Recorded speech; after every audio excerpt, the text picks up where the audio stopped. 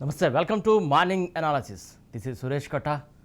YCP ప్రభుత్వం కక్ష సాధింపు రాజకీయాలకు పాల్పడుతోందని ప్రజల పక్షాన గొంతుకు వినిపిస్తున్నటువంటి టీడీపీ నేతలపై అక్రమ కేసులు పెడుతూ జైళ్లకు పంపుతున్నారని ఆరోపిస్తున్నారు. చంద్రబాబు ఆయనపై పెట్టినటువంటి ఏ ఒక్క కేసులోనూ ఆధారాలు లేవని, ఆయనను ఎన్నికల్లో పాల్గొనకుండా అడ్డుకోవాలన్నదే వారి కుట్రకోణం కనబడుతుందని ఆరోపిస్తున్నారు. రాష్ట్రంలో దళితులపై దాడి ఘటనలను కూడా నిన్న గవర్నర్కు లోకేష్ వివరించారు. రాష్ట్రంలో రాజ్యాంగ విరుద్ధ పాలన జరుగుతుందని కూడా వివరించారు. తాజాగా నెల్లూరు జిల్లా టీడీపీ అధ్యక్షుడు అబ్దుల్ అజీజ్పై కూడా ఎస్సీ ఎస్టీ అట్రాసిటీ కేసు నమోదైంది. పట్టభద్రుల ఎమ్మెల్సీ ఎన్నికల సమయంలో అబ్దుల్ అజీజ్ సిఐ రాములు నాయక్ మధ్య వాగ్వాదం కూడా చోటు చేసుకుంది. గతంలో ఇదే విషయంపై కూడా కేసు నమోదు చేసినటువంటి పోలీసులు నిన్న అబ్దుల్ అజీజ్కు 41A సిఆర్పిసి నోటీసులు అందించారు. అయితే ముఖ్యంగా టీడీపీ నాయకులను వైసీపీ వేధిస్తుందనడానికి ఇదొక ఉదాహరణ మాత్రమే. ఏపీలో మరోసారి దొంగ ఓట్ల కలకలం కూడా రేగుతున్నటువంటి సిచ్యువేషన్ కనబడుతోంది. ఇక అలాగే ఇప్పటికీ ఒకే ఇంటి నెంబర్ మీద 0 ఇంటి నెంబర్ పైన కూడా పెద్ద సంఖ్యలో ఓట్లు నమోదయ్యాయని కేంద్ర ఎన్నికల సంఘం తెలిపింది. వైసీపీ రెబల్ ఎంపీ రఘురామకృష్ణరాజు ఏపీలో భారీగా దొంగ ఓట్లు ఉన్నాయని జూన్లో ఎన్నికల సంఘానికి కూడా లేఖ రాశారు. ఏపీలో 27,13,443 ఓట్లు ఉన్నట్లు గుర్తించామని ఎన్నికల సంఘం వివరించింది. 0 ఇంటి నెంబర్తో 2,51,767 ఓట్లు ఉన్నాయని, ఒకే డోర్ నెంబర్పై కూడా 10 అంతకు మించి ఓట్లు ఉన్నాయని, ఇండ్లు 1,57,939 అని ఎన్నికల సంఘం కూడా వివరించింది. ఒకే డోర్ నెంబర్ కలిగినటువంటి ఓట్లు 24,61,676 ఉన్నట్టు గుర్తించినట్టు ఈసీ పేర్కొంది. తాజాగా ప్రకాశం జిల్లాలో ఓటరు జాబితాలో సీఎం జగన్ ఫోటో కూడా ప్రత్యక్షమవడం అందరిని ఆశ్చర్యానికి గురి చేసినటువంటి సందర్భం. ప్రకాశం జిల్లాలో ఓటర్ల జాబితా తప్పుల తడకగా తయారైంది. అధికారుల తీవ్ర నిర్లక్ష్యం కారణంగా దోర్నాల మండలం ఎగొచ్చేర్లోపల్లి గ్రామంలో గురవమ్మ జనపతి అనే మహిళా ఓటరు ఫోటోకి బదులు సీఎం జగన్ ఫోటోను అప్లోడ్ చేశారు. వెరిఫికేషన్లో కూడా చూసుకోకుండా అప్లోడ్ చేయడంతో ఓటర్ జాబితాలో సీఎం జగన్ ఫోటో ప్రత్యక్షం కావడంతో ఓటర్ జాబితాను చూసినటువంటి వారంతా కంగు తింటున్నారు. వీఆర్ఓ నిర్లక్ష్యంగా ఇలా జరిగిందని, సీఎం జగన్ ఫోటోను తొలగిస్తామని తహసీల్దార్ చెబుతున్నారు. ఇక ఇదే అంశం సంబంధించి మనతో పాటు జూమ్ ద్వారా ప్రముఖులు కూడా జాయిన్ అవుతున్నారు. ముందుగా రఫీ, టీడీపీ అధికార ప్రతినిధి. రఫీ గారు, గుడ్ మార్నింగ్ అండి. నమస్తే. అలాగే భానుప్రకాష్ రెడ్డి, బీజేపీ సీనియర్ నాయకులు. నమస్తే అండి భానుప్రకాష్ గారు. నమస్కారం అండి.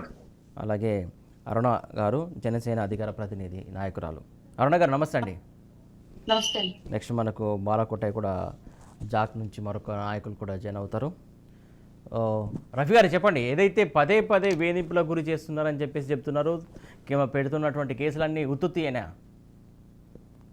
నమస్కారం సార్, మీకు అలాగే రాజ్ న్యూస్ వీక్షకులకి, అలాగే చర్చలో పాల్గొంటున్నటువంటి నాతోటి ప్యానలిస్టులు అందరికీ కూడా నమస్కారం సార్. ఇది మేము కొత్తగా చెప్తున్న విషయం కాదు సార్. ఇది 4 సంవత్సరాలు 7 నెలల నుంచి అచ్చెన్నాయుడు గారిని అర్ధరాత్రి తీసుకెళ్లి 1200 కిలోమీటర్లు తిప్పి ఏ రకంగా ఇబ్బంది పెట్టారో, కొల్లు రవీంద్ర గారిని ఎలా అరెస్ట్ చేశారో, అశోక్ బాబు గారిని ఎలా అరెస్ట్ చేశారో, నరేంద్ర గారిని ఎలా అరెస్ట్ చేశారో, ఒకళ్ళు కాదు ఇద్దరు కాదు, అసలు ఇప్పటికి దాదాపు 37 మంది మా రాష్ట్ర నాయకుల్ని అరెస్ట్ చేశారు.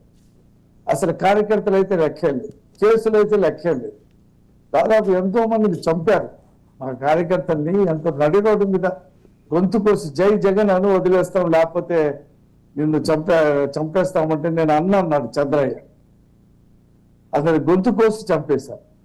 కాబట్టి ఈ రాష్ట్రంలో జరుగుతున్నటువంటి దౌర్జన్యాలు, అరాచకాలు, ఈ రాష్ట్రంలో జరుగుతున్నటువంటి విశృంఖలమైనటువంటి అవినీతి, ఇవన్నీ కూడా మొత్తం రాష్ట్ర ప్రజలందరికీ తెలిసిపోయింది. పోలీసులు ఉన్నారంటే అది వైసీపీ కార్యకర్తల్లాగా, వైసీపీ నాయకుల్లాగా పనిచేస్తున్నారు తప్పితే, మొత్తం రాష్ట్రంలో 144 సెక్షన్ ఉందంటారు, యాక్ట్ 30 ఉందంటారు. ఉందని చెప్పి మాకు ఎవరికి కూడా బహిరంగ సభలు పెట్టుకోవటానికి అవకాశం ఎవరు? జీవో నెంబర్ 1 తెచ్చారు, రోడ్ల మీద మీటింగ్లు పెట్టకూడదన్నారు. ఇవాళ రోడ్లే మూసేసి రోడ్లకి అడ్డంగా మెయిన్ రోడ్లు ఏమవుతున్నాయో వాటి అడ్డంగా బ్యారిగేట్లు కట్టి బస్సు యాత్రలు, మీటింగ్లు పెట్టుకుంటా ఉన్నారు. హెచ్చరికగా అధికార దుర్వినియోగానికి పాల్పడతా ఉన్నారు. రాజ్యాంగం అన్నా, రాజ్యాంగ విలువలన్నా, ప్రజాస్వామ్యం అన్నా లెక్కలేనితనం ముఖ్యమంత్రిలో ఉంది. అదే లెక్కలేనితనం మంత్రుల్లో, ఎమ్మెల్యేల్లో, ఎంపీల్లో, కార్యకర్తలు పోలీస్ స్టేషన్కి వెళ్ళి పోలీసులు కొడతా ఉన్నారు, పోలీస్ స్టేషన్కి వెళ్ళి ఎస్ఐని కొడతా ఉన్నారు. కొట్టినా సరే వాళ్ళు ఏమి అనలేనటువంటి పరిస్థితి.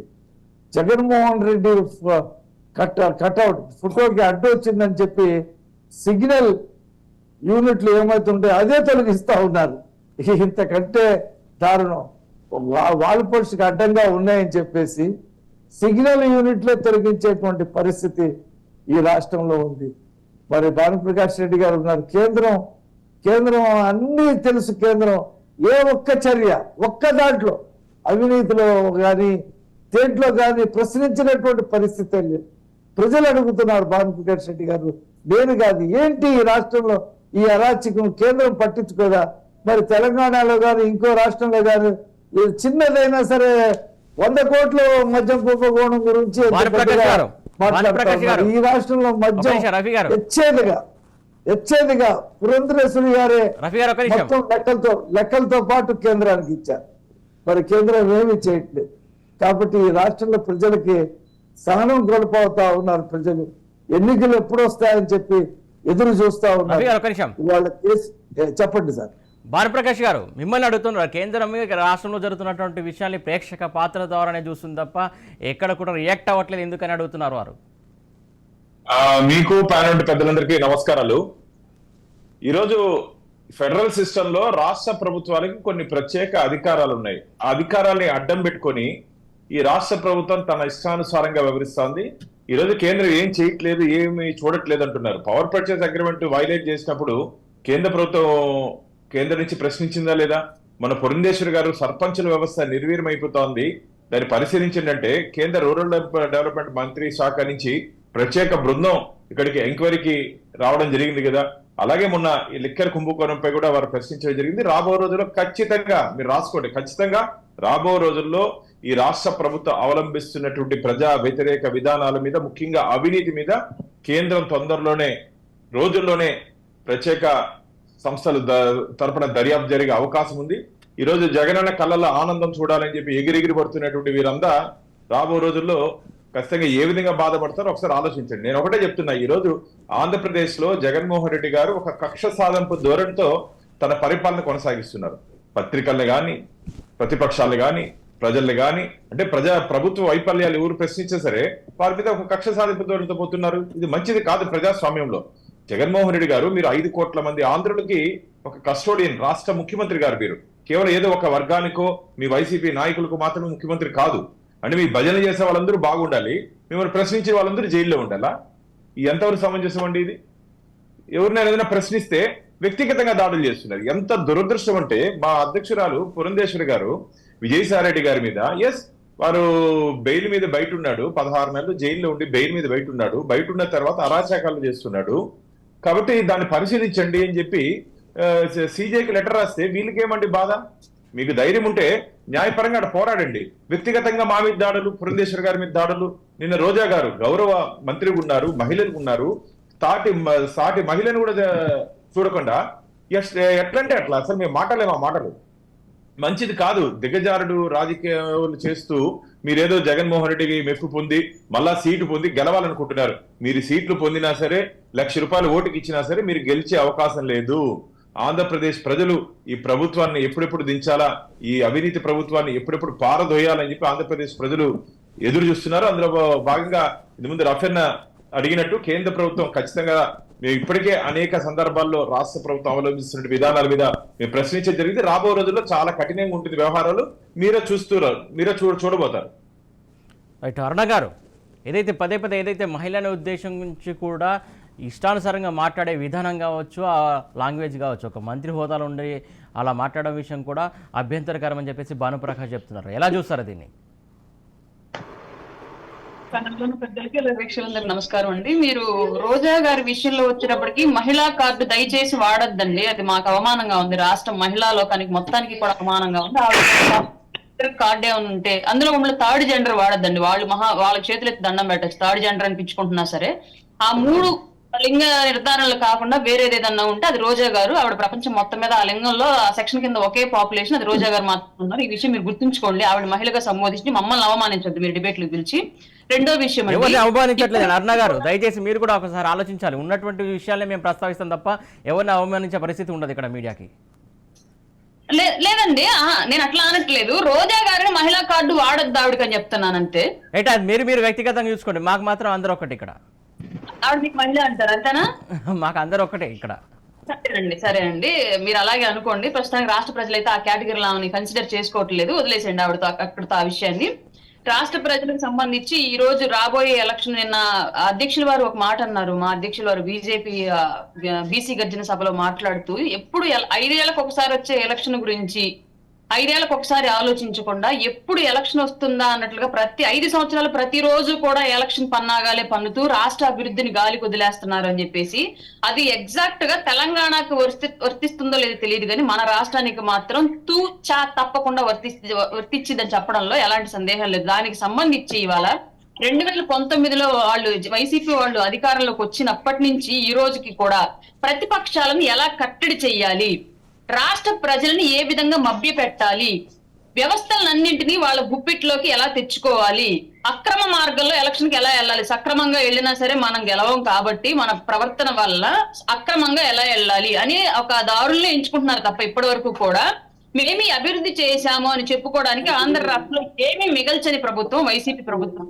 దాంట్లో భాగంగానే నియోజకవర్గాల వారీగా లెక్కేసి మరి నియోజకవర్గానికి వచ్చి 10,000కు తగ్గకుండా ఓట్లు తీసేశారు ప్రతిపక్షాలు మాత్రమే కేవలం. అందులో ఒక్క వైసీపీ ఓటు కూడా పోయిందంతా కూడా టీడీపీ మద్దతుదారులవి, జనసేన మద్దతుదారులవి, వామపక్ష మద్దతుదారులవి, ఇలాగ ఎవరు ఎక్కువ క్యాడర్ ఎక్కువ ఎక్కడుంటారో వాళ్ళ ఓట్లని తీసేయడం జరిగింది. అట్లాగే ఇంకొక దారుణమైన సంఘటన అండి, ఇది ఇప్పటి వరకు ఎవరు వెలుగులోకి తేలేదు, ఇటీవల నాకు కూడా తెలిసింది.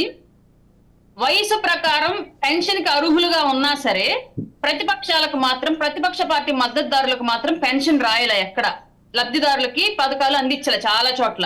కానీ వయసు తక్కువ ఉన్నా సరే ఆధార్ కార్డుల్లో వీళ్లే వయసు మార్పించి మరీ తక్కువ వయసు ఉన్న వాళ్ళకి పెన్షన్ ఇస్తున్నారు. దాంట్లో మా ఊర్లోనే ఎగ్జాంపుల్, నాకు ఒక 4 రోజుల క్రితం నా దగ్గరకు వచ్చాయి ఆ విషయాలను మొత్తం వివరాలతో సహా. కానీ పదే పార్టీలకు అతీతంగా ఇక్కడ అందరికీ సంక్షేమ పథకాలు అందుతున్నాయని చెప్పేసి వైసీపీ ప్రభుత్వం చెప్తున్న సందర్భం చూస్తున్నాం కదా మనం. వాళ్ళు అవకాశం ఇస్తే ఇంకా వైసీపీ ఆంధ్రప్రదేశ్ అంతర్జాతీయ స్థాయిలోనే నంబర్ 1 ప్లేస్ లో ఉందని చెప్తారండి. మీరు వింటున్నారు కూడా వాళ్ళు చెప్తున్నారు. మిమ్మల్ని ఎవరు వింటున్నారు? మీ చుట్టుపక్కల ఉన్న వాస్తవాలను మీరు గమనించండి, మీ ఊర్లో ఉన్న వాస్తవాలను మీరు గమనించండి, మీకు జరుగుతున్న అన్యాయాలు మీరు గమనించండి, మీ ఇళ్ల ముందు ఉన్న రోడ్లు మీరు గమనించండి, మీ ఇళ్ల ముందు డ్రైనేజీలు మీరు గమనించండి, మీ ఇంట్లో ఉద్యోగం లేకుండా ఉన్న పిల్లోని మీరు గమనించండి, బయటికి వెళ్తే భద్రత లేకుండా గమనించండి. వైసీపీ చెప్తుందంటే 100 ఛానల్, 100 యూట్యూబ్ ఛానళ్ళు, 10 మీడియా ఛానళ్ళు ఉంటే చెప్పుకోక ఏం చేసింది? మరి డబ్బులు ఉన్నాయి వాళ్ళ దగ్గర, ప్రజా ఖజానా నుంచే వాడుతున్నారు, వాళ్ళ జేబులో డబ్బులు కట్టేస్తుంది అన్నింటికి. బాలకోటయ్య గారు చెప్పండి సార్. ఏదైతే అరుణ గారు చెప్తుందంత వాస్తవం అంటారా? సంక్షేమ పథకాల గురించా? ఎస్ అండి, సంక్షేమ పథకాలు కావచ్చు, మిగతా విషయాలు కావచ్చు, ఏదైతే టీడీపీకి సంబంధించినటువంటి మద్దతుదారుల ఓటర్లు కావచ్చు, లేకుంటే జనసేనకు సంబంధించినటువంటి ఓటర్లు కావచ్చు, ఇలా ఓన్లీ వైసీపీ ఓటర్లను ఉంచి మిగతా ఓటర్లు అందరినీ తీసేశారు, తొలగించారనేది ఆరోపణ. ఇప్పుడు ఆ ఒక్కటి అడక్కు అన్నట్టుగా వైసీపీ చెప్పుకోవటానికి ఏముందో చెప్పండి సార్. ఆ 9 తప్ప ఆ 9 కూడా ఎలా ఇస్తున్నారు చెప్పండి అని. ఇవన్నీ ప్రజలకు తెలియదా సార్? జగన్మోహన్ రెడ్డి గారు ఏదో రాష్ట్రంలో ఎత్తి పెడుతున్నాడు. ఏముంది సార్ రాష్ట్రంలో? 9 సంక్షేమ పథకాలు నవరత్నాల ద్వారా ఇస్తున్నాడు ఆయన. ఇస్తున్న మాట యథార్థమే. అందులో కూడా కోతలు ఉన్నాయి, అందులో కూడా మోసాలు ఉన్నాయి. అవి కూడా ప్రజల సొమ్ములే కదా.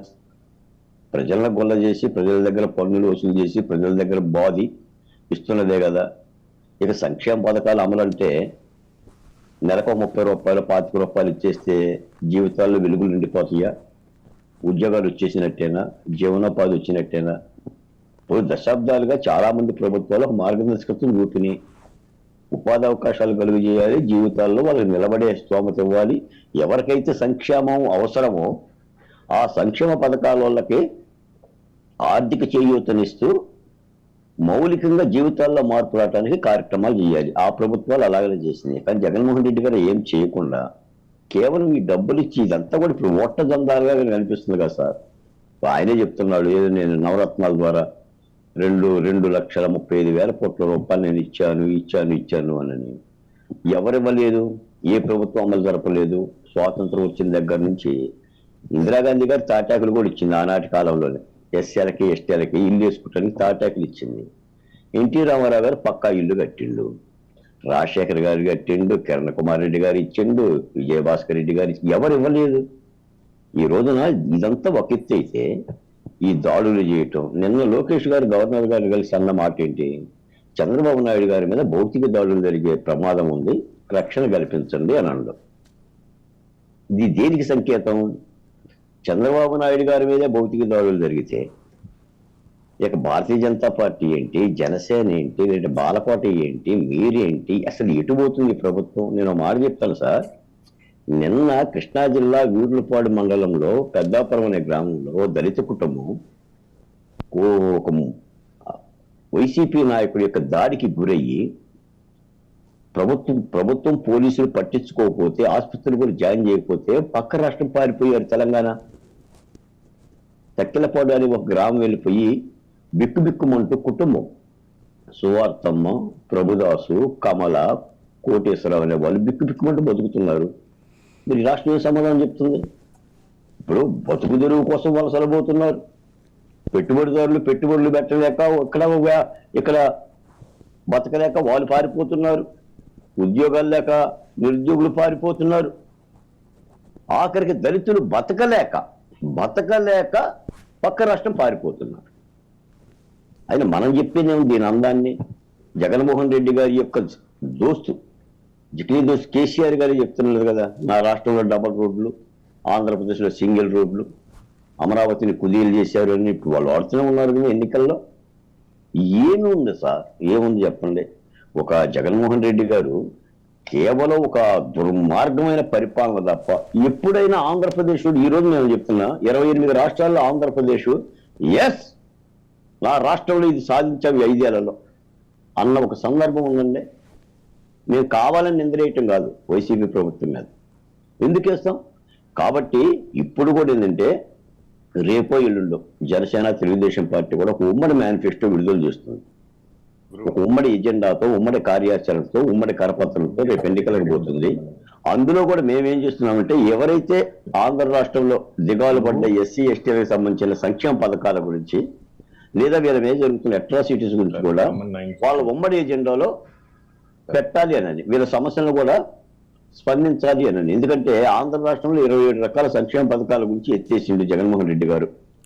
అది బ్యాంకు రుణాలైనా లేదంటే సప్లాన్ నిధులైనా ఇవన్నీ దాడులు జరుగుతున్నాయి, మానభంగాలు జరుగుతున్నాయి, హత్యలు జరుగుతున్నాయి. వీటిని కూడా ఉమ్మడి మేనిఫెస్టోలో దళిత ఎజెండా కూడా పెట్టాలి, వీళ్ళని సూచించాలి. ఎందుకంటే మీరు ప్రధాని నరేంద్ర మోడీ గారు నిన్న సభలో ఏం చెప్పారు, తెలంగాణలో బీసీలకి రాజ్యాధికార సాధికారత వరకు ఆయన ప్రకటించాడు. ఇప్పుడు ఏ కులాలైతే ఇబ్బంది పడుతున్నాయో ఆ కులాల గురించి కూడా ఆ యొక్క మేనిఫెస్టోలో ఉండాలి. ముఖ్యంగా ఎస్సీ ఎస్టీలు మైనార్టీల గురించి ఉండాలి ఇక్కడ. ఎందుకంటే నేను చెప్తున్నాను సార్, నేను ఇప్పుడు చెప్పా రేపు చెప్తా, ఆంధ్ర రాష్ట్రంలో తొలి బాధితులు దళితులు, తొలి బాధితులు ఎస్టీలు, తొలి బాధితులు మైనార్టీలు. అది డాక్టర్ సుధాకర్ దగ్గర నుంచి అబ్దుల్ సలాం వరకు ప్రభుత్వం కూడా వీటిని స్పందించి మేనిఫెస్టోలో పెట్టి వీళ్ళకి భరోసా ఇవ్వాలి, ధైర్యం ఇవ్వాలి. వీటికి రానున్న కాలంలో రానున్న ప్రభుత్వం ఎలా స్పందించి పరిష్కారం చేస్తో కూడా చెప్పాలి. చెప్తే ప్రయోజనం ఉంటుంది. రఫీ గారు చెప్పండి, ఏదైతే ఓటర్లకు సంబంధించి అనేక డూప్లికేట్ ఓట్లు ఉన్నాయని చెప్పేసి మీ నాయకుడు వెళ్ళి కంప్లైంట్ చేశారు, అసలు ఎన్ని ఉన్నాయి ఏంటి ఆ లెక్కేంది? అసలు దాదాపు 27 లక్షలు మా ఓట్లు తొలగించారండి, మా తెలుగుదేశం పార్టీ ఓట్లు. దాదాపు కొన్ని లక్షల ఓట్లు దొంగ ఓట్లు చేర్పించారు.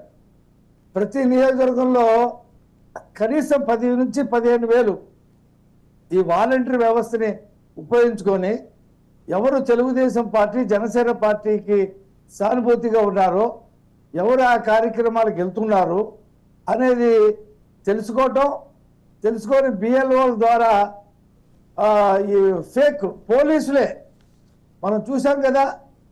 ప్రకాశం జిల్లాలో ఒక సిఐ 4 ఎస్ఐని సస్పెండ్ చేశారు.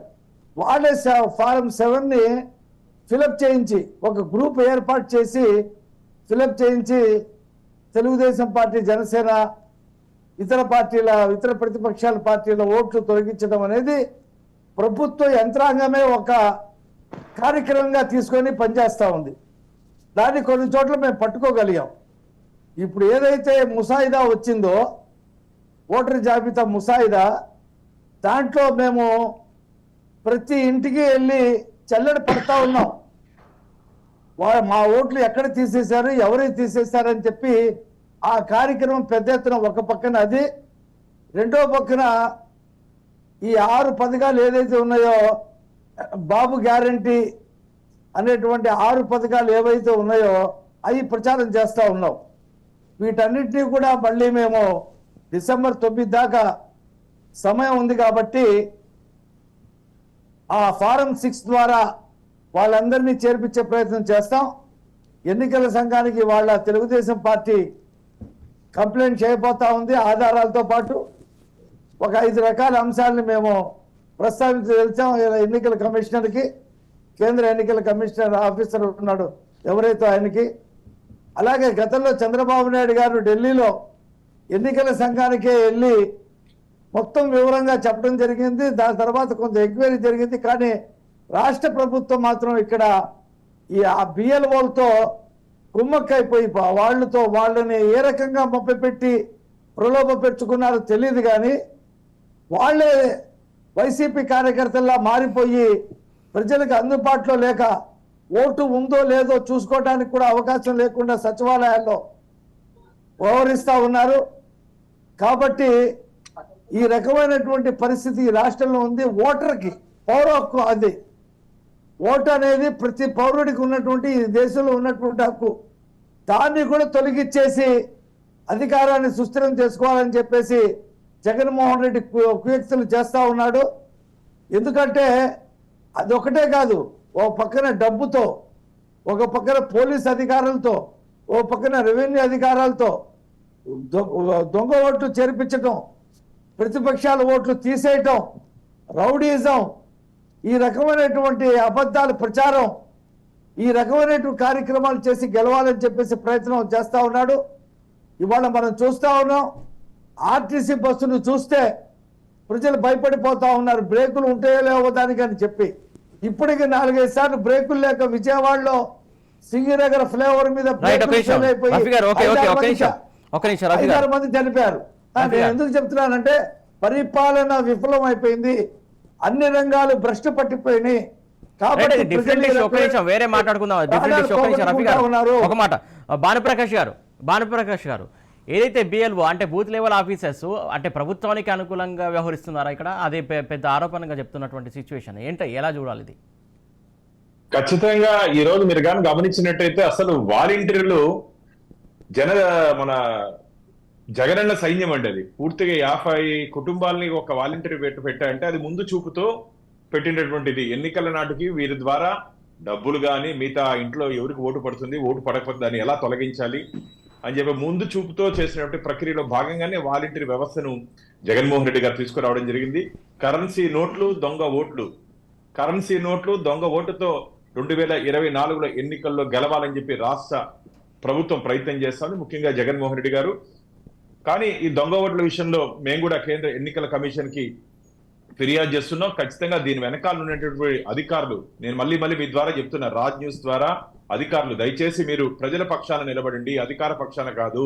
ఈ రోజు అధికారం వాళ్ళు ఉంది కదా అని చెప్పి మీరు తప్పులు చేస్తే మీరు కూడా జైలుకి వెళ్లే ప్రమాదం ఉంది. జైల్లో ఖచ్చితంగా ఊసలంచే రోజులు దగ్గరలోనే ఉంది. కాబట్టి అధికారులు మీ పని మీరు చేయండి. ప్రజాస్వామ్య పద్ధతిలో మీకు ఏమున్నాయో గైడ్ లైన్స్ దాన్ని పాటించండి. అధికార పార్టీ చెప్పింది కదా అని చెప్పి ఇష్టానుసారంగా ఓట్లు తొలగించేది, ఓట్లు యాడ్ చేసేది, దొంగ ఓట్లు. ఈ రోజు మీరు గుర్తుపెట్టుకోండి, ప్రతి బూత్ కి అధికార పార్టీ 70 నుంచి 80 ఓట్లు నమోదు చేసే ప్రక్రియలో భాగంగా వాళ్ళు ముందుకు వెళ్తున్నారంటే దాదాపు 250 బూతులు ఉంటే ఒక అసెంబ్లీలో 250 × 80 అంటే దాదాపు ఒక 20,000 ఓట్లు అదనంగా వీళ్ళు చేర్పించే ప్రయత్నం చేసుకుంటున్నారు. ఆ దొంగ ఓట్లతోనే గెలవాలనుకుంటున్నారు. ముఖ్యంగా కరెన్సీ నోట్లు అని ఎందుకన్నానంటే మొత్తం శాండ్, ల్యాండ్, మైను 100,000 కోట్ల రూపాయలు ప్రజాధనాన్ని దోచుకున్నారు. దాన్ని ఎన్నికల్లో ఖర్చు పెట్టడానికి వాళ్ళు సిద్ధంగా ఉన్నారు. ఎందుకంటే కష్టపడిన డబ్బు అయితే వాళ్ళు తెలుస్తున్నారు వాల్యూ. ప్రజల డబ్బు ఎట్టి కొట్టేశారు. కాబట్టి ఓటుకి లక్ష ఇచ్చినా సరే ప్రజలు ఈరోజు అధికార పార్టీకి వేసేదానికి సిద్ధంగా లేరు. అది తెలుసుకోవాలి. కాబట్టి ఈ రాష్ట్ర ప్రభుత్వం ఎన్ని ప్రయత్నాలు చేసినా సరే ఈ ఎన్నికల్లో నెగ్గే అవకాశం లేదు. దొంగ ఓట్ల గురించి ఇప్పుడు పూర్తిగా ప్రస్తావనలో ఉంది. కాబట్టి ఫామ్ 7 కానీ ఫామ్ 8 కానీ ఫామ్ 6 కానీ ఈరోజు మనం కానీ పూర్తిగా దీని మీద అన్ని పార్టీలు, అన్ని రాజకీయ పార్టీలు ప్రజల్లో కూడా చైతన్యం రావాలి. మీ ద్వారా నేను రాజ్ న్యూస్ ద్వారా నేను ప్రజలను కూడా కోరుకుంటున్నా, దయచేసి మీ ఓటు ఉందా లేదా ఒక్కసారి మీరు కూడా పరిశీలించుకోండి. ఎందుకంటే ఓటు అనేది చాలా ఇంపార్టెంట్. 5 సంవత్సరాలకు ఒక్కసారి వచ్చే ఆయుధం అది. ఒక మంచి నాయకుడిని ఎన్నుకుంటే మంచి పరిపాలన ఉంటుంది, రాష్ట్ర అభివృద్ధి పదంలో ముందుకు పోతుంది. మా ఓడు మనోడు అని చెప్పి ఓటేస్తే మాత్రం రాష్ట్రం ఇలాగే ఉంటుంది. దయచేసి మంచివాడికి అధికారాన్ని అప్పగిద్దాం. ఆంధ్రప్రదేశ్ స్వర్ణాంధ్రప్రదేశ్గా ఉన్నటువంటి ఆంధ్రప్రదేశ్ ఈ రోజు ఈ 4 సంవత్సరాల కాలంలో జగన్మోహన్ రెడ్డి గారు ఏం చేశారండి? అవినీతి ప్రదేశ్గా చేశారు, అప్పుల ప్రదేశ్గా చేశారు, అరాచక ప్రదేశ్గా చేశారు. ఇంకేం చేయాలండి? అన్నపూర్ణ ప్రదేశ్గా ఉన్నటువంటి ఆంధ్రప్రదేశ్ అప్పుల ప్రదేశ్గా మార్చేశాడు. ఈరోజు పూర్తిగా అంధకార ప్రదేశ్గా మారిపోయింది ఆంధ్రప్రదేశ్. ఈ 4.5 సంవత్సరాల కాలంలో జగన్మోహన్ రెడ్డి గారి పరిపాలనలో ఇది వారు చేసినటువంటి ఘనత. మామూలుగా ముఖ్యమంత్రి ఏమనుకుంటాడంటే తన చేసినటువంటి పనుల్ని ప్రజల్లోకి తీసుకుని వెళ్ళి ఒక మంచి సీఎం గా, సక్సెస్ఫుల్ సీఎం గా ఉండాలనుకుంటాడు. కానీ జగన్మోహన్ రెడ్డి స్టిక్కర్ సీఎం గా మిగిలిపోయాడు. గోడల మీద స్టిక్కర్ అతికించుకునేదానికి తప్ప ఒక మంచి కార్యక్రమం చెప్పండి. ఈ రాష్ట్రంలో ఈ 4.5 సంవత్సరాల్లో ఒక మంచి పారిశ్రామిక అభివృద్ధి అయినా జరిగిందా? లా అండ్ ఆర్డర్ సక్రమంగా ఉంటే, శాంతి భద్రతలు కానీ సక్రమంగా ఉంటే రాష్ట్రంలో పెట్టుబడులు వస్తాయి. పెట్టుబడులు వస్తే రాష్ట్ర ఆదాయం పెరుగుతుంది. రాష్ట్ర ఆదాయంతో పాటు ఇక్కడ నుండి యువత ఉద్యోగ ఉపాధి అవకాశాలు పెరిగే అవకాశం ఉంటుంది. అవన్నీ ఏమి లేదు. ఒక కక్ష సాధింపు ధోరణితో ఆంధ్రప్రదేశ్ రాష్ట్ర ముఖ్యమంత్రి వ్యవహార శైలి ఉంది. ముఖ్యంగా ఒక సామాజిక వర్గాన్ని టార్గెట్ చేస్తూ, అంటే నేను దయచేసి కుల ప్రస్తావన తేగూడదు రాజకీయాల్లో, కానీ తప్పని పరిస్థితి జగన్మోహన్ రెడ్డి గారు అనుసరిస్తున్నారు కాబట్టి చాలా మంది ఈ రోజు ఛానల్ చూస్తున్నారు కాబట్టి వాళ్ళకు కూడా తెలవాలి. ఈ ఆంధ్రప్రదేశ్ ముఖ్యమంత్రి ఒక సామాజిక వర్గాన్ని టార్గెట్ చేస్తూ అమరావతి కమ్మరావతిగా కనపడుతోంది ఆయనకి. ఏం దురదృష్టం అండి, ఏం పాపం చేశారండి? 34,000 ఎకరాలు బంగారు భూమిని ఆంధ్రప్రదేశ్ పునర్నిర్మాణం కోసం ఇచ్చినటువంటి అమరావతి రైతులు కడుపు కొడతావా నువ్వు? ఎంతవరకు న్యాయం చెప్పండి? ఇది 3 రాజధానులు అంట, దేశంలోనే ఎక్కడ లేదు. ఈయనకే వస్తుంది కొత్త కొత్త ఆలోచనలు. కాబట్టి ఈ రాష్ట్ర ప్రభుత్వం అవలంబిస్తున్నటువంటి ప్రజా వ్యతిరేక విధానాన్ని భారతీయ జనతా పార్టీ తీవ్రంగా ఖండిస్తా ఉంది. భానుప్రకాష్ గారు, అమరావతి రాజధాని విషయంలో ప్రతి గడప గడపకి వెళ్ళి ఈ రాష్ట్ర ప్రభుత్వం అనుసరిస్తున్నటువంటి విధానాలు ప్రజల దగ్గర తీసుకుని వెళ్ళి ప్రజల్లో చైతన్యం తీసుకుని వచ్చేదానికి మేము సంసిద్ధంగా ఉన్నాం. భానుప్రకాష్ గారు, ఒక మాట మీరు చెప్తున్నటువంటిది అయితే అమరావతి విషయంలో ఏదైతే 34,000 32,000 ఎకరాలకు సంబంధించి అక్కడ జరిగిందంతా అవినీతి, అక్కడ ఏదైతే ల్యాండ్ పూలింగ్ సంబంధించి చాలా అవినీతి జరిగిందని చెప్పేసి పదే కేసులు పెట్టారు. దానికి సంబంధించి మేము నిరూపిస్తామని పదే ప్రభుత్వం చెప్తుంది. అందులో వాస్తవాలు లేవంటారా? ఏం లేదండి. ఉంటే 4.5 సంవత్సరాలు అధికారులు ఉన్నారు కదా, పోలీస్ వ్యవస్థ వాళ్ళ చేతుల్లో ఉంది కదా. ఏదైనా ఉంటే మీరు వారి మీద యాక్షన్ తీసుకోండి. మేము కాదనట్లేదు కదా. చట్టము అందరికీ చట్టంగానే ఉండాలి. కానీ ఆంధ్రప్రదేశ్ చట్టం వైసీపీకి చుట్టంగా ఉంది. ఆంధ్రప్రదేశ్ లో ఐపీసీ సెక్షన్లు పనిచేయట్లేదు, వైసీపీ సెక్షన్లు పనిచేస్తున్నాయి. అధికారం వాళ్ళ చేతిలో ఉంది కదా. తప్పు చేస్తుంటే వారి మీద కేసులు పెట్టమని చెప్పండి. తప్పుడు కేసులు కాదు. ఎందుకంటే తప్పుడు కేసులు పెడితే న్యాయస్థానాలు మాకు అండగా ఉన్నాయి. తప్పుడు కేసులు కాకుండా మీ దగ్గర సరైనటువంటి సాక్ష్యాధారాలు ఉంటే వారి మీద మీరు చర్యలు తీసుకోండి. మాకే అభ్యంతరం లేదు. కేవలం మీ పరిపాలన వైఫల్యాన్ని పక్కదారి పట్టించడానికి, ప్రజల దృష్టి మళ్లించడానికి రోజు ఏదో ఒకటి ఇష్యూని తీసుకొని వచ్చి పక్కదారి పట్టిస్తున్నారు. మీరు ఎంత పక్కదారి పట్టించినా సరే ప్రజల కాన్సన్ట్రేషన్ అంతా మీ పరిపాలన మీద ఉంది, మీరు చేస్తున్నట్టు అవినీతి మీద ఉంది, మీరు చేస్తున్నట్టు ఆగడాల మీద ఉంది. ఈ రోజు ఆంధ్రప్రదేశ్ లో సివిల్ వార్ వచ్చే ప్రమాదం ఉంది. సివిల్ వార్ అంటే ప్రజలు తిరగబడే రోజు దగ్గరలోనే ఉంది. ఇలాగే అందరిగా అనగదొక్కుపోతే ఖచ్చితంగా రాబో రోజుల్లో ఆంధ్రప్రదేశ్ లో ప్రజలు తిరగబడతారు. ఆ సునామీని తట్టుకునే సత్తా, ధైర్యం ఆంధ్రప్రదేశ్ ప్రభుత్వానికి లేదు. ఖబర్దార్, జాగ్రత్త అని చెప్పి మీ ద్వారా నేను రాష్ట్ర ప్రభుత్వాన్ని తీవ్రంగా హెచ్చరిస్తున్నాను. రైట్, అరుణ గారు, ఏదైతే భానుప్రకాష్ గారు ముఖ్యంగా 4 అంశాలు చెప్పారు. అయితే ల్యాండు, మైను, వైను, శాండు, ఈ 4కు సంబంధించి అక్రమాలు జరుగుతున్నాయా? నిజమేనా? ఇక్కడ ఇంతకు ముందు ప్రభుత్వాల్లో ఏమన్నా జరిగింది అంటే దాని మీద ఒక ఎంక్వైరీ చేసి దానికి సంబంధించిన ప్రొఫెషనల్స్ ఎవరన్నా తెలుసుకునే పరిస్థితి ఏమైనా ఉండేదేమో కానీ సార్, ఇవాళ వైసీపీ ప్రభుత్వంలో ఏంటంటే క్రైమ్, అక్రమాలు అనేవి యథేచ్ఛగా జరుగుతున్నాయి. అంటే భారీ మెజారిటీ ప్రజలు ఇవ్వడం మూలంగా వ్యవస్థలన్నీ మాకు అనుకూలంగా పనిచేసేలాగా మేము చేసుకున్నాం, మేము యథేచ్ఛగా చేసినా సరే ఏమి చెయ్యరు, చేయడానికి అవకాశం లేదన్న ఉద్దేశం అయి ఉండొచ్చేమో, బహుశా తెలియదు. కానీ వైఎస్ఆర్సీపీ గవర్నమెంట్ వచ్చిన తర్వాత వీళ్ళ ప్రభుత్వ హయాంలో ల్యాండ్ మాఫియా జరుగుతుందని తెలియడానికి వేల ఎకరాలు సామాన్యుల భూమి, అలాగే ప్రభుత్వ భూమి కళ్ళ ముందే కబ్జాకు గురవుతుంది. తెలుస్తూనే ఉంది, అది క్లియర్ గా సామాన్యుడికి కూడా తెలుస్తుంది. ఆ ఊర్లో ఉన్న, ఆ పట్టణంలో ఉన్న, చుట్టుపక్కల ఉన్న సామాన్యుడికి కూడా ఆ భూమి కబ్జాకు గురవుతుంది. అది వైసీపీ నాయకులు చేస్తున్నారని క్లియర్ గా తెలుస్తుంది. అలాగే ఇసుక విషయానికి వస్తే ఇసుక విషయంలో ఇవాళ ఎక్కువగా సఫర్ అయింది ఈ జగన్మోహన్ రెడ్డి గారు గత ప్రభుత్వం హయాంలో ఎలక్షన్ క్యాంపెయిన్ లో మాట్లాడిన మాటలు ఏంటంటే ఇసుక మాఫియా జరుగుతోంది, సామాన్యులకు కూడా సరళతరంగా తక్కువ రేట్లో ఇసుక అందేలాగా నేను పాలసీ తెస్తానని చెప్పి జగన్మోహన్ రెడ్డి ఇచ్చిన హామీ. కానీ గత ప్రభుత్వం టైంలో ట్రాక్టర్ ఇసుక 1100 నుంచి, అంటే దూరాన్ని బట్టి డీజిల్ ఖర్చును బట్టి 1100 నుంచి 1400 మధ్యలో ట్రాక్టర్ ఇసుక కొనుక్కున్నాడు సామాన్యుడు నాలాంటి వాళ్ళు. ఇవాళ నేను ఒక ప్రహరీ గోడ నిర్మించుకోవాలని ట్రాక్టర్ ఇసుక కొనుక్కోవాలి అనుకుంటే ఇక్కడ లాటరీ పద్ధతి అనమాట. 3600 నుంచి 6500 వరకు నడుస్తోంది. ఎవడు ఇష్టం వచ్చినంత వాడు తీసుకుంటున్నాడు. 3500 లోపు మాత్రం లేదు ఒక్క ట్రాక్టర్ ఇసుక కూడా. ఎవరి దగ్గర ఫోన్ చేసి అడిగినా 6500 వరకు డిమాండ్ ని బట్టి వాళ్ళు ఇష్ట రీతిగా తీసుకుంటున్నారు. ఇది కూడా సామాన్యుడు పడుతున్న ఇబ్బంది, యథేచ్ఛగా జరుగుతున్న స్కామే అని చెప్పి సామాన్యుడు కూడా అర్థమవుతున్న విషయమే. అలాగే మద్యం విషయానికి కనుక వస్తే మనము మద్యం విషయంలో ఈ వీళ్ళు వైసీపీ నాయకులంతా ఏమో తెలంగాణ బ్రాండెడ్ మద్యాలను తీసుకొచ్చుకుని వీళ్లే కారులో ట్రాన్స్పోర్ట్ చేసుకుని వీళ్ళేమో క్వాలిటీ మద్యం తాగుతూ ఎవరు బెల్ట్ షాపుల దగ్గరికి రావట్లేదు. ఆంధ్రప్రదేశ్ ప్రభుత్వంతో అమ్మబడుతున్న బెల్ట్ షాపుల దగ్గరికి ఏ ఒక్క వైసీపీ బడా నాయకుడు రావట్లా. ఎందుకంటే ఆ మద్యం ఎక్కువ రోజులు తాగితే చస్తారని వాళ్ళకు కూడా తెలుసు.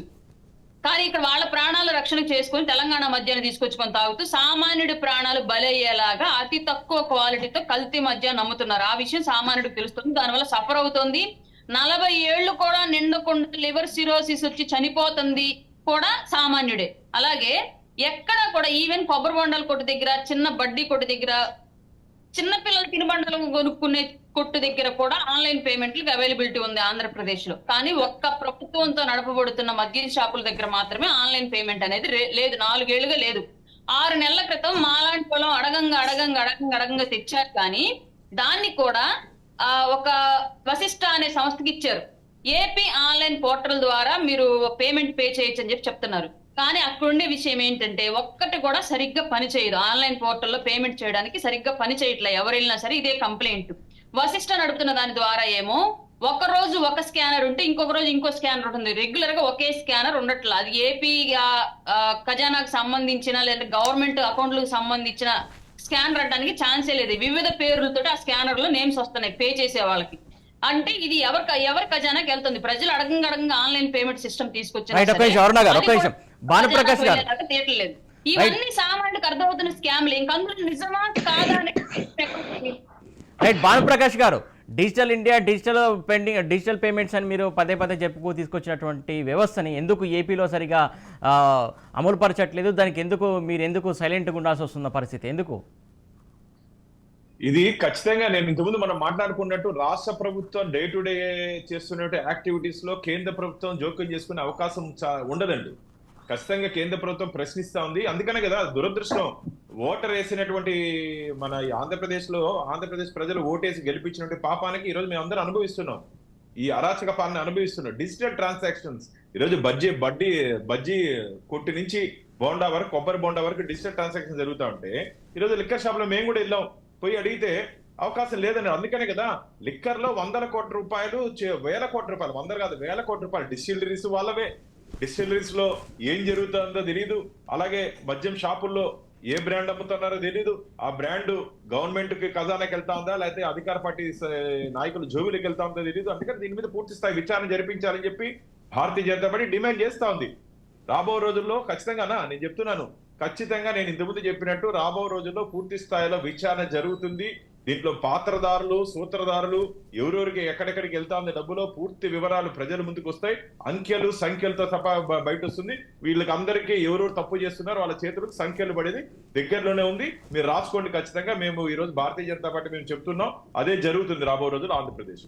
బాలకోటే గారు చెప్పండి సార్. మీ నాయకుడు వెళ్ళి గవర్నర్ కలిసారు, అలాగే ఈసీకి సంబంధించి ఓటర్లకు సంబంధించి తొలగింపు సంబంధించి కంప్లైంట్ చేశారు. అక్కడి నుంచి ఎలాంటి రియాక్షన్ ఉంది? అసలు ఏమైనా హామీ లభించిందా, లేకుంటే ఏం చేస్తారని చెప్తున్నారు? మీరు వారిపైన ఎలాంటి నమ్మకం పెట్టుకున్నారు? సార్ మీరు మాట ఆలోచించండి. ఇప్పుడు మన డిబేట్లోనే 72 ఏళ్ల స్వాతంత్ర భారతదేశంలో ఎవరికి వాళ్ళు తమ ఓటు హక్కును కాపాడుకోవాలి, చూసుకోవాలి, భద్రపరుచుకోవాలని మాట్లాడుతున్నామంటే వ్యవస్థ ఎటుపోతుంది? అంటే నా ఓటుని నేను భద్రపరుచుకోవాలా? ప్రభుత్వాలు ఏం చేస్తాయి? సంకనాకుతయా? ఏం చేస్తారు ఆఫీసర్లో, వ్యవస్థలో? ఏం చేస్తారు? ఓటు ఎందుకు ఓటు తీసేస్తారో తీసేసే వాళ్ళు శిక్షించరా? చట్టాలు ఇవ్వా? దీనికి అర్థం ఏంటి? రెండోది మీరు అమరావతిలో అవినీతి అంటున్నారు. అమరావతిలో అవినీతి ఏంటి? తాడేపల్లిలో అవినీతి ఉంది, మద్యంలో అవినీతి ఉంది, ఇసుకలో అవినీతి ఉంది, ఇళ్ల పట్టాల పంపిణీలో అవినీతి ఉంది. నేను అనలేదు, ఏదైతే ప్రభుత్వంలో ఉన్నటువంటి పెద్దలు అంటున్న మాటని ప్రస్తావించా. అవినీతి చేసే వాళ్ళే కదా రాజ్యం వెళ్తుంది. ముఖ్యమంత్రిగా ఉంది జగన్మోహన్ రెడ్డి గారి మీద అవినీతి కేసులు ఇవ్వా? విజయసాయి రెడ్డి గారి మీద లేదా? విజయసాయి రెడ్డి గారి మీద నేను 2 మాటలు చెప్తున్నాను సార్. మీ రాజ్ న్యూస్ ద్వారా 4.5 ఏళ్లలో రాష్ట్రంలో పరిపాలన పడకేసింది, అభివృద్ధి సంకనాకింది, కలుచూపు మేరలో శాంతి భద్రతలు కనిపించడంలా శాంతి భద్రతలు ముగ్గురైపోయినాయి, పెట్టుబడులు పారిపోయినాయి, ఉపాధి అవకాశాలు పూర్తిగా కనుమరుగైపోయినాయి, వలసలు పోతున్నారు, దళితులు చచ్చిపోతున్నారు, మంత్రులు బూతులు తిట్టుకుంటున్నారు. ఏముంది? రోడ్డు మీదకి రాని వాళ్ళు ఎవరు? అమరావతి రైతులు రోడ్డు మీదకి వచ్చారు, విశాఖ ఉక్కు కార్మికులు రోడ్డు మీదకి వచ్చారు, ఉపాధ్యాయులు రోడ్డు మీదకి వచ్చారు, ఉద్యోగస్తులు రోడ్ల మీదకి వచ్చారు, అంగన్వాడీ కార్యకర్తలు రోడ్డు మీదకి వచ్చారు, ఆశా వర్కర్లు రోడ్డు మీదకి వచ్చారు, దళితులు రోడ్డు మీదకి వచ్చారు, మైనార్టీలు రోడ్డు మీదకి వచ్చారు. ఆయన చెప్తున్నా నా ఎస్సీ, నా ఎస్టీ, నా బీసీ, నా మైనార్టీ, అసలు ఏ సామాజిక వర్గం రోడ్డు మీదకి రాలేదు, ఎవరు సాగుకొట్టి చెవులు ముయ్యలేదు. నేను మొన్న ఒక మాట పెద్ద ఆయన చెప్తున్నాడు, అసలు ఆంధ్రప్రదేశ్లో ఈ అరాచకాలు జరగడానికి కారణం ఆంధ్రప్రదేశ్లో మావోయిస్టులు లేకపోవడం బాధాకరం అంట. అంటే వ్యవస్థలు అయిపోయింది. మొన్నదాకా చంద్రబాబు నాయుడు గారు జైల్లో ఉన్నప్పుడు బయటికి వచ్చేదాకా రాష్ట్రం ఎలా ఉంది? ఇలా పెనం మీద తుకతుకలాడిందా భయాందోళనతో?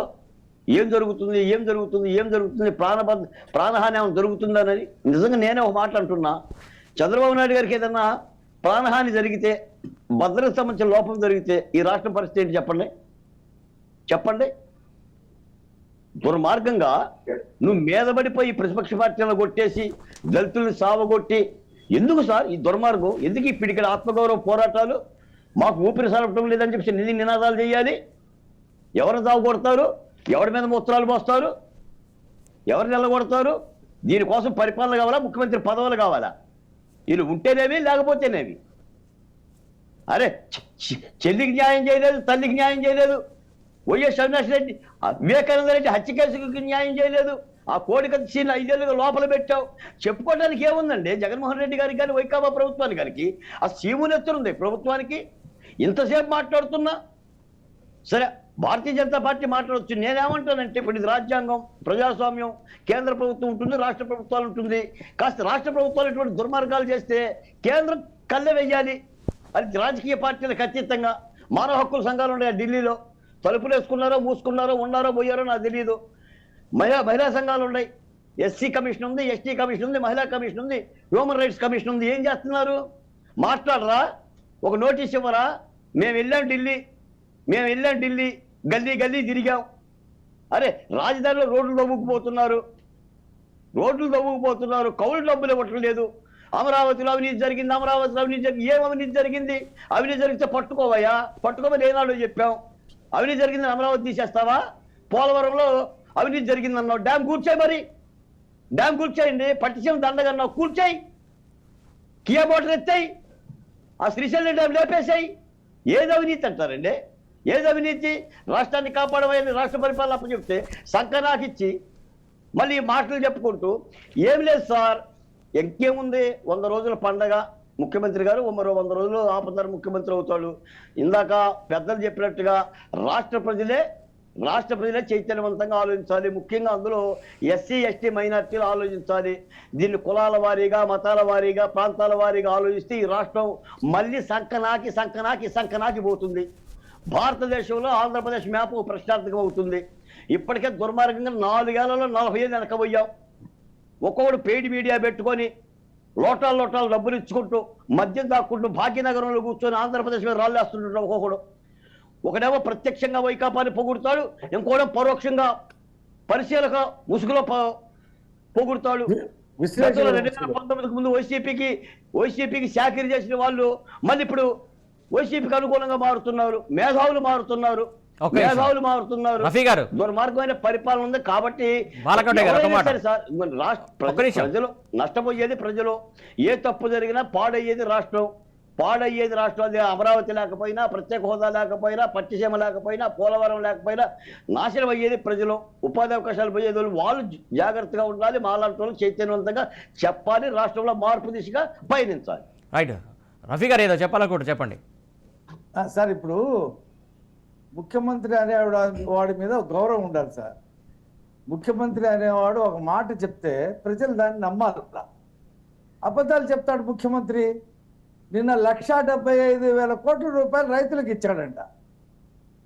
ఏదండి, అన్ని రకాల పథకాలు రైతులకు వెళ్ళినవి కూడా చేసి ఈ 2,30,000 కోట్ల రూపాయలు ఏదైతే ఖర్చు పెట్టారంటున్నాడో అవి కూడా కొన్ని రైతుల ఖాతాలో వేసేసి మాట్లాడుతూ ఉన్నాడు. ఏంటో మరి అతను ఎందుకు ఈ అబద్ధాలు చెప్తున్నాడో, ఎవరు నమ్ముతున్నారో. ఆయనకి పేపర్ లేదంట, ఆయనకి మీడియా లేదంట. ఆయన పేదవాడని చెప్పి చెప్తా ఉంటే జనం మరి ఏమనుకుంటున్నారో ఏంటో అనేది కూడా కనీసం మినిమం ఇంకిత జ్ఞానం లేదు సార్ ఆయనకి. గతంలో ముఖ్యమంత్రులు చూసాం మనం, వాళ్ళ తండ్రి రాజశేఖర రెడ్డిని కూడా చూసాం.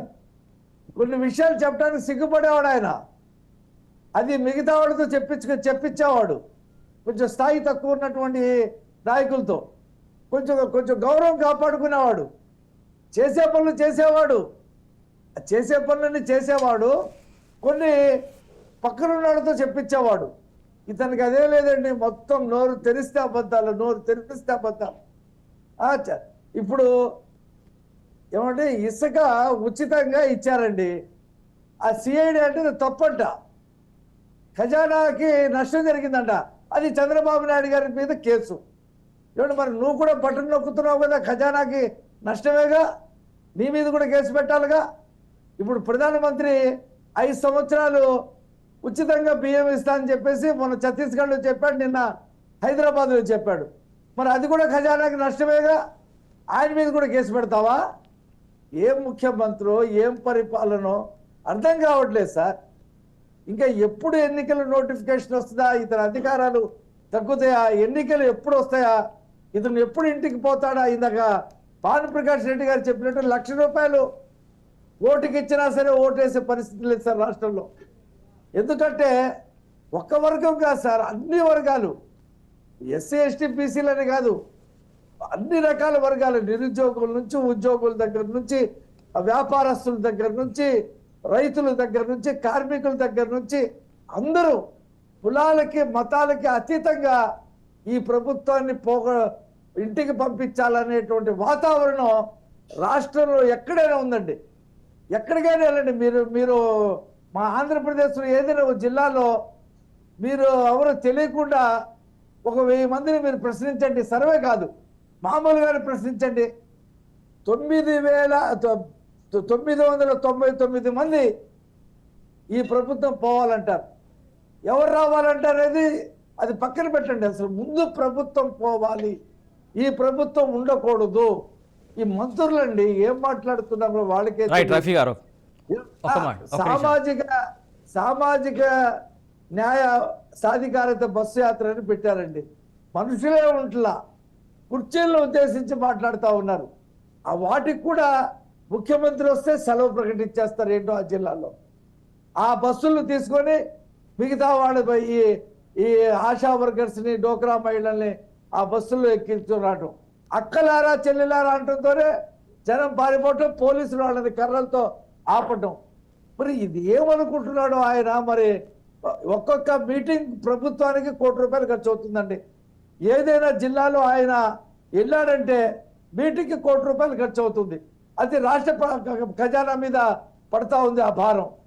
ఈయన 2,000 మంది పోలీసులు పెట్టుకుంటాడు, విలేకరులతో మాట్లాడు, ప్రశ్నించే పరిస్థితి లేదు. వస్తాడు, కాగితం చదువుకుంటాడు, ఒకటే టేప్ రికార్డు. ప్రతి మీటింగ్లో అదే దత్తపుత్రుడు అంటాడు, ఎన్నికల్లో పొత్తు అంటాడు, నా ఎస్సీలు అంటాడు, నా బీసీలు అంటాడు. ఎక్కడే మొత్తం పరిపాలన ఒకే వర్గానికి నువ్వు అప్పచెప్పి కేసులు కూడా చూడండి. ఈ మధ్యకాలంలో చంద్రబాబు నాయుడు గారి మీద వేసిన కేసులు ఒకటే సామాజిక వర్గం. భానుప్రకాష్ రెడ్డి గారు అన్నిదా భావించొద్దు, వేసేటప్పుడు కేసులు వేయటానికి కూడా నీకు వేరే కులస్తులు కానీ దొరకలేదా నీకు? ఒకే సామాజిక వర్గంతో కేసులు. ఆ కేసుల్లో ఆ సామాజిక వర్గం వాళ్ళు ఎవరైనా ఆఫీసర్లు ఉంటే, ప్రేమచంద్రారెడ్డి వాళ్ళు అలాంటి వాళ్ళు ఉంటే వాళ్ళని తీసేస్తాడు. అప్పుడు జీవోలు ఇచ్చినటువంటి ఆఫీసర్లు ఆ సామాజిక వర్గం వాళ్ళు ఉంటే వాళ్ళకి ఎఫ్ఐఆర్లో పెట్టడు. వేరే సామాజిక వర్గం ఆఫీసర్లు ఉంటే వాళ్ళని పెడతాడు. ఒకే రకమైనటువంటి పద్ధతి. ఈ రాష్ట్రం ఆయన జాగీర్ అనుకుంటున్నాడు. ఏదో ఆయనకి ఒక ఛాన్స్ అని చెప్తే ఓటిస్తే నేనేదో 30 సంవత్సరాలకి ఇచ్చేసారని చెప్పేసి ఆయన ఫీల్ అవుతా ఉన్నాడు. ఒక నిమిషం రఫీ గారు, భానుప్రకాష్ రెడ్డి గారు, అమిత్ షా గారు, ఒక్క నిమిషం రఫీ గారు, ఒక్క నిమిషం అరుణ గారు, ఒక నిమిషం వస్తాం మీ దగ్గరికి వస్తాం. వైజాగ్ వచ్చి రాష్ట్రంలో అవినీతి జరుగుతా ఉంది, మేము ఇచ్చిన పథకాల పేర్లు మార్చుకుంటున్నారు అని చెప్పారు. చెప్పటం కాదు సార్, మీరు సిబిఐ ఎంక్వైరీ వేయండి, లిక్కర్ మీద వేయండి, ఇసుక మీద వేయండి. మీరు ఇచ్చినటువంటి డబ్బులు ఏదైతే కేంద్ర ప్రభుత్వం నుండి వస్తున్నటువంటి 1,50,000 రూపాయల్లో అవి కూడా హౌసింగ్ మీద వస్తున్నటువంటి పిఎంఐ ఏవై మీద వస్తున్నటువంటి పథకంలో కూడా మోసాలు అవినీతి జరుగుతూ ఉంది. కాగి చెప్పింది సార్, ఈ రాష్ట్రంలో రాజ్యాంగబద్ధ పరిపాలన లేదు. తీసుకొచ్చాడు సచివాలయాలు, అవి పంచాయతీలు నిర్వీర్యం చేశాడు. ఇది రాజ్యాంగ విరుద్ధం. మేము అడిగితే లెక్కలు చెప్పట్లేదు. లెక్కలు చెప్పకుండా దాదాపు 11 లక్షల కోట్ల రూపాయలు అప్పులు తెచ్చేశాడు. 2,30,000 కోట్ల రూపాయలు ఖర్చు పెట్టానంటున్నాడు. మిగతా 5-6 లక్షల రూపాయలు ఏం చేశాడో తెలియదు. ఒక బిల్డింగ్ కట్టలేదు, ఒక రోడ్డు వేయలేదు, ఒక బస్సు కొనలేదు, ఏమండి, ఒక బస్సు కొనలేదు, ఒక పరిశ్రమ పెట్టలేదు. ఏం చేశాడో డబ్బులు ఎక్కడ ఏ ఒక్కసారికి వెళ్ళిపోయినో తెలియదు. ఈ రకమైనటువంటి రాజ్యాంగ విరుద్ధమైనటువంటి కార్యక్రమాలు జరుగుతా ఉన్నాయి. అసెంబ్లీ పెడతాడు, ఓ 3 రోజులు 4 రోజులు చంద్రబాబుని తిట్టడానికి అసెంబ్లీని ఉపయోగించుకుంటాడు. ప్రజా సమస్యలు చర్చించడానికి ఆ అసెంబ్లీలో ఎవడూ సిద్ధంగా ఉండడు. ఒకడు జిప్పు తీసి చూపిస్తాడు ఒక మంత్రి అసెంబ్లీలో. ఏంటో ఈ పరిస్థితులు అర్థం కావట్లేదు. అరుణ గారు, అనేక సంక్షేమ పథకాలకు సంబంధించి అలా బటన్ నొక్కగానే ఇలా టక్టక అన్ని సంక్షేమ పథకాలు వెళ్ళిపోతున్నాయి, అందరికీ లబ్ధి చేకూరే లబ్ధిదారులకు వెళ్ళిపోతున్నాయని పదే చెప్తున్నారు. వాస్తవం కాదా సార్? సంక్షేమం అంటే మీ మీడియా దృష్టిలో కానివ్వండి, వైఎస్ఆర్సీపీ పార్టీ దృష్టిలో కానివ్వండి, పేదరికాన్ని పారద్రోలటమా, పేదరికాన్ని పోషించటమా? వైఎస్ఆర్సీపీ గవర్నమెంట్ చేస్తున్న విషయం పేదరికాన్ని పోషిస్తుంది. అంటే సంక్షేమం పేరుతోటి పైగా ప్రజల మీదే అప్పుల భారం పడేలాగా అప్పులు తీసుకొచ్చి సంక్షేమం ఇస్తుంది. అందులో ఎంతమంది లబ్ధిదారులు ఉన్నారు, ఎంతమందిని వీళ్ళు స్వార్థపూరితంగా లబ్ధిదారులు అయినప్పటికీ కూడా తీసేశారన్న విషయాన్ని మనం పక్కన పెడదాం. అది ఇంకొక టాపిక్ అయిపోద్ది, ఇంకొక గంట మనం ప్రొలాంగ్ చేసుకోవాలి దాని గురించి. కానీ అభివృద్ధి మాట ఏంటి? రాష్ట్రంలో నువ్వు పథకాలు ఇస్తున్నావు, ఆ పథకాల వల్ల ఉపయోగం ఎంతవరకు ఉంది? ఈ పథకాలను నువ్వు ఎన్నేళ్ళు కంటిన్యూ చేయగలవు? ఎన్నేళ్ల పాటు కంటిన్యూ చేయడానికి రాష్ట్రానికి నిధులు ఉన్నాయా లేవా? నిధులు తెచ్చుకునే మార్గం ఏంటి? ఎల్లకాలం అప్పులతోనే రాష్ట్రాన్ని నడిపేస్తామా? ఇవాళ ఇస్తారు అప్పులు, ఈ అప్పు తిరిగి కట్టకపోతే ఇంకోసారి అప్పేవాడు, మళ్ళీ ఇంకొక ఇంటికి వెళ్తాం, అక్కడ కూడా అప్పు కట్టకపోతే ఇంకో చోటుకి వెళ్తాం. అసలు అప్పులు ఇవ్వకపోతే ఇంక సంక్షేమం ఎక్కడుంది? ఎలా తేగలవు? ఎలా ఇవ్వగలవు? ఈ రోజు సంక్షేమం పేరుతో మోసగిస్తూ అభివృద్ధిని పూర్తిగా అటకెక్కించిన వైఎస్ఆర్సీపీ గవర్నమెంట్ మళ్ళీ కనుక ఇదే గవర్నమెంట్ వస్తే, ఇదే పద్ధతి కనుక అవలంబిస్తే రాష్ట్ర ప్రజలకు కనీసం సంక్షేమం ఇవ్వడానికైనా అప్పులు పుట్టే పరిస్థితి ఉందా? అప్పుడు ఇప్పటి వరకు ప్రభుత్వ ప్రాపర్టీలను తనఖా పెట్టాడు, అమ్మాడు. ఈసారి ఇంకా మన ఇళ్ళు, మన దేహాలను కూడా అమ్మే పరిస్థితి ఈ రాష్ట్రానికి వస్తుంది. ఈ వైసీపీ గవర్నమెంట్ కనుక మళ్ళీ రివర్స్ ఈ స్టేట్ లో గవర్నమెంట్ కనుక స్థాపిస్తే. ఎట్టి పరిస్థితుల్లోనూ ఈ ప్రభుత్వం వచ్చింది ఏంటి? ఇంకా ఎవరి ఇళ్ల మీద, ఎవరి ఆస్తుల మీద, ఎవరి పొలాల మీద వాళ్ళు ఆశలు వదులుకోవాల్సింది. దానికి ముందస్తు హెచ్చరికగా మనందరికీ ఆల్రెడీ ఇప్పుడు సిగ్నల్ ఇచ్చేసాడు. ఎందుకంటే ఎవరి భూమికి, ఎవరి ఆస్తికి సంబంధించిన ఒరిజినల్ పట్టాలైనా సరే, డాక్యుమెంట్స్ అయినా సరే ప్రభుత్వం దగ్గరే ఉంటాయి. కేవలం మీకు జిరాక్స్లు మాత్రం మేము ఇస్తాము అని చెప్పేసి ఆల్రెడీ ఆ ప్రాసెస్ నడుస్తోంది. దీనికి సంబంధించి రేపొద్దున గవర్నమెంట్ కనుక మళ్ళీ వైసీపీఏ కనుక వస్తే ఆ ఒరిజినల్ డాక్యుమెంట్స్ తో అమ్మకాలు కూడా చేసేస్తారు. భూమి నీ దగ్గరే ఉందని నువ్వు అనుకుంటావు, కానీ కొన్నవాడు ఎవడో వచ్చి రేపొద్దున నీ భూమిలోనో నీ ఇంట్లోనో వచ్చి పాగా వేస్తే తప్ప నీకు తెలియదు ప్రభుత్వం నీ భూమిని, నీ ఆస్తిని అమ్మేసింది అని. అట్లాంటి పరిస్థితి ఈ రాష్ట్ర గవర్నమెంట్ రాబోయే రోజుల్లో వైసీపీ కనుక వస్తే అదే పరిస్థితి రాష్ట్రంలో వచ్చింది. ప్రజలు ఆ దాష్టికాన్ని ఫేస్ చేయబోతారు. కాబట్టి ఎవరి ఆస్తి వాళ్ళు, ఎవరి హక్కు వాళ్ళు ఈ స్టేట్ లో వినియోగించుకోవాలనుకుంటే వైసీపీని పారద్రోలటం ఒక్కటే మార్గం ఈ రాష్ట్ర ప్రజలకి. భానుప్రకాష్ గారు, అరుణ గారు కీలకమైనటువంటి విషయాన్ని ప్రస్తావించారు. ఒక్క నిమిషం బాలకోట గారు, ఒక మాట చెప్తా. అందరం రోగం గురించి మాట్లాడుతున్నాం.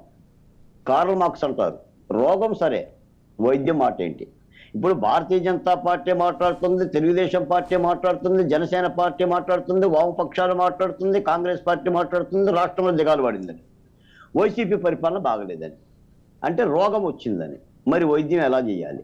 వైద్యం ఎవరు చేస్తారు? ఎలా చేస్తారు? ఇది ప్రశ్న. అందుకని వైద్యుడంటే వైద్యం చేసేవాడు, రోగం గురించి చెప్పేవాడు కాదు. ఈ రోజున సమయం ఆసన్నం అవుతుంది. ప్రతిపక్ష పార్టీలు అప్రమత్తంగా ఉండాలి, జాగ్రత్తగా ఉండాలి, వాళ్ళ వ్యూహాలు బాగుండాలి, వాళ్ళ మేనిఫెస్టోలు బాగుండాలి, కలిసి పనిచేయాల్సిన వర్గాలను కలుపుకోవాలి. నేను ఒక్కనే ఉంటే గెలుస్తా, నేను ఒక్కనే చూసుకుంటే గెలుస్తా, ఇద్దరు ఉంటే గెలుస్తా, ముగ్గురు ఉంటే గెలుస్తామన్నా కూడా ప్రజా కదలిక లేకుండా మాత్రం గెలుపు రాదు. మళ్ళీ జగన్మోహన్ రెడ్డి గారు బలపడతాడు. నేను మళ్ళీ చెప్తున్నా, కుంతీదేవి పాండవులకు అన్నం పెట్టేటప్పుడు భీముడికి సగభాగం పెడుతుంది, మిగిలిన నలుగురికి సగభాగం పెడుతుంది. ఏ సామాజిక వర్గాలను కలుపుకొని యుద్ధం చేస్తామో ఆ సామాజిక వర్గాలను కలుపుకోబోతే యుద్ధం జయప్రదం కాదు. ఇది ధర్మయుద్ధం, ప్రజాయుద్ధం, ప్రజలందరూ కలిసి చేయాల్సిన యుద్ధం. ఏ అణగారిన వర్గాలు లేదంటే ఏ దగాపడ్డ కులాలు ఉంటాయో వాళ్ళన్నీ కూడా యుద్ధంలో ఆహ్వానించాలి. కాబట్టే జనసేన తెలుగుదేశం పార్టీ పెడుతున్న ఉమ్మడి ప్రణాళికలో, ఉమ్మడి మేనిఫెస్టోలో దళితుల జెండా ఉండాలి, దళితుల ఎజెండా ఉండాలి. అణగారిన కులాల వల్ల హక్కులు చేర్చుకోవాలి, యుద్ధంలో మేము ఉండాలి. మేము లేకుండా యుద్ధం జరగదు. అన్నేసి చూడండి, నన్నేసి చూడండి అన్నట్టుగానే ఉంటుంది. జగన్మోహన్ రెడ్డి గారు ఆధారపడింది కూడా ఈ క్రింది కులాల మీదే. ఆయన పదే పదే నా ఎస్సీ, నా ఎస్టీ, నా బీసీ ఉన్నాడంటే ఆ కులాల మీదే ఆయన ఆధారపడ్డాడు అని అర్థం. కాబట్టి మేము మళ్ళీ చెప్తున్నాం, జనసేన చెప్తున్నాం, తెలుగుదేశం పార్టీ వాళ్ళకి అర్థమైంది మీ పాయింట్. భానుప్రకాష్ గారు, ఇందాక అరుణ గారు ఒక కీలకమైనటువంటి మాట చెప్పారు. ఏదైతే ప్రైవేటు పరంగా ఉన్నటువంటి ప్రజల ఆస్తులకు సంబంధించి పత్రాలు ప్రభుత్వం దగ్గర ఉండే ప్రణాళిక సిద్ధం చేస్తుందని, ఏంటి అసలు అది? ఆచరణలో ఉంది సార్. ఇప్పుడు అది రిజిస్ట్రేషన్ ఆఫీసుల్లో జిరాక్సే ఇస్తున్నారు, ఒరిజినల్ ఇవ్వట్లేదు. అసలు రాకపోతలే పోయినాయి. ఈ ప్రభుత్వానికి ఇంకా తాకట్టు పెట్టడానికి ఏమి లేదన్నా. ఇంకా ప్రజల ఆస్తులు తప్ప ఇంకా ఈ ప్రభుత్వానికి తాకట్టు పెట్టడానికి ఏం లేదు. ఎందుకంటే FRBM గైడ్ లైన్స్ కూడా అధిగమిస్తున్నారు. కేంద్ర ప్రభుత్వం, కేంద్ర ఫైనాన్స్ మినిస్ట్రీ నుంచి వారం చేయడం జరిగింది. ఇంకా దీనికన్నా అప్పులు మీకు ఆంధ్రప్రదేశ్ పుట్టే అవకాశం లేదు. సంక్షేమం పేరుతో ఆంధ్రప్రదేశ్ ని సంక్షోభంలోకి తీసుకుపోతున్నారు ముఖ్యమంత్రి గారు. ఇది మంచిది కాదు. ఇంత ముందు రఫీ గారు మాట్లాడుతూ సామాజిక వర్గం గురించి మాట్లాడారు. Yes, correct. ముఖ్యమంత్రి గారు ఈరోజు ఒకే సామాజిక వర్గాన్ని పెంచి పోషిస్తున్నారు. నేను ఉదాహరణ ఒక 2 నిమిషాల్లో చెప్తాను. రాష్ట్ర ముఖ్యమంత్రి జగన్మోహన్ రెడ్డి అన్న, చిన్న మనవి, నాకు ప్రశ్న ఉందన్నా, secretary government of Andhra Pradesh Jawahar Reddy, DGP director general of police Rajendranath Reddy, పక్కన 24 గంటలు ఏం జరిగినా నేనున్నానని చెప్పి బుద్ధు మాట్లాడే వ్యక్తి సజ్జల రామకృష్ణారెడ్డి, పార్లమెంట్ లో ఫ్లోర్ లీడర్ మిథున్ రెడ్డి, రాజ్యసభలో విజయసాయి రెడ్డి, ఇక్కడ మొత్తం రాష్ట్రాలకు ఇన్ఛార్జీలు పంచుకున్నారు. విజయసాయి రెడ్డి, వేమిరెడ్డి ప్రభాకర్ రెడ్డి. ఏందన్నా ఒకే సామాజిక వర్గానికి అంటే మిగతా లేరా? ఆంధ్రప్రదేశ్ మిగతా వర్గానికి సంబంధించిన నాయకులు లేరా? ప్రజలు లేరా? కాబట్టి నేను ఆ సామాజిక వర్గం అని చెప్పి ఏదో బాధపడుతున్నాను. మేమేం బాధపడట్లేదన్నా. ఈ రోజు మేము అందరూ ఆందోళన చెందుతున్నాం. అందరికి సమన్యాయం జరగట్లేదు ఆంధ్రప్రదేశ్ లో. అందరికి సమన్యాయం జరగాలని చెప్పి మేము కోరుకుంటున్నాం. ఇందు ముందు బాలకోటయ్య గారు మాట్లాడుతూ దీనికి ప్రభుత్వానికి ఏం మందు అని అడిగారు. మందు ఉందన్న. జగన్మోహన్ రెడ్డి గారే కాదు బటన్ నొక్కేది. మేము కూడా ఎన్నికల రోజు బటన్ నొక్కి నీ ప్రభుత్వాన్ని దించుతాం. అది మందు.